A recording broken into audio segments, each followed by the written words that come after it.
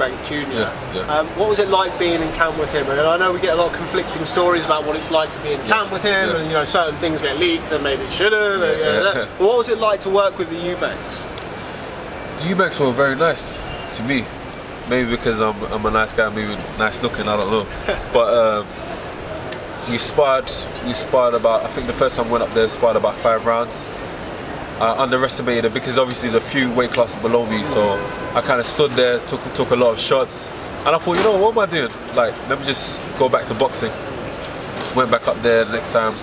I feel that I completely dominated. Obviously there's a lot of witnesses as well, but it's all good, it's boxing. That's how you get your good days and your bad days.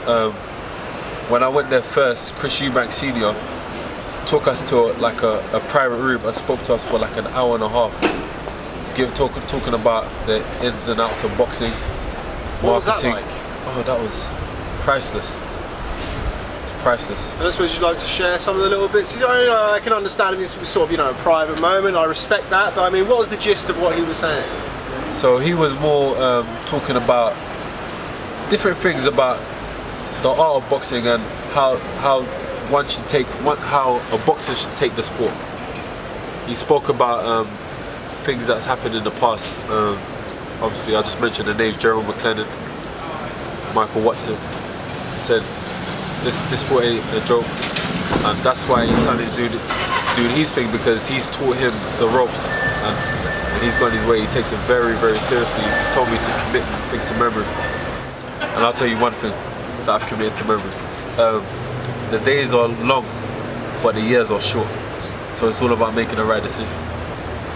And that's one of the philosophies I live by. And Chris Eubank Sr. helped me kind of commit that to my memory. So he started speaking about women. And there was a recent post with the ring girls. Yeah, we saw that with Eubank Jr. Yeah, with the, for those of our viewers who haven't seen that, I mean, I don't know where you've been if you haven't seen that. It is all over Twitter and social media. But yeah, why don't you, for those who potentially haven't, why don't you tell us what happened, Richie?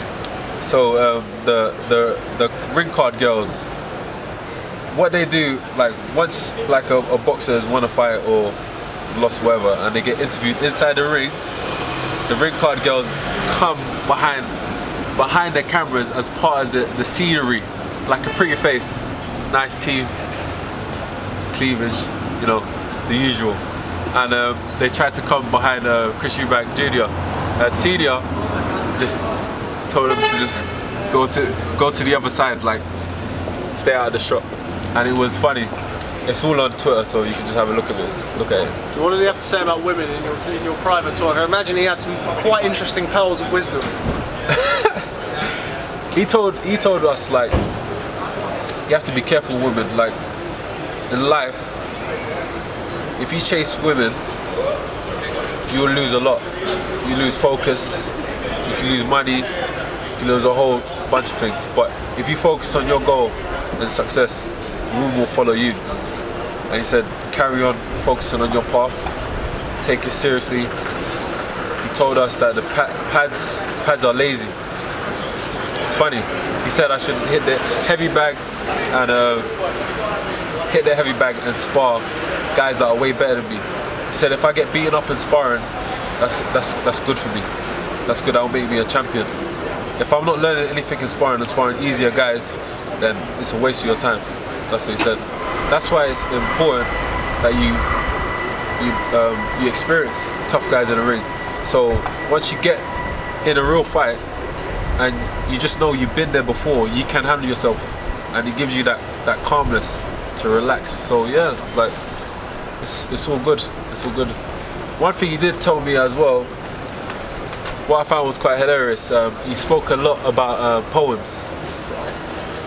So one of his favorite poems is a poem by Desperado. Okay. Desperado, and what's this next poem? I don't know the author of this poem, but it's The Gal in the Glass.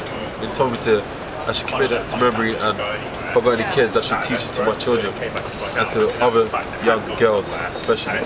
So he was speaking of, like, it's crazy. Like, he's such an interesting character because he's committed so much things to memory.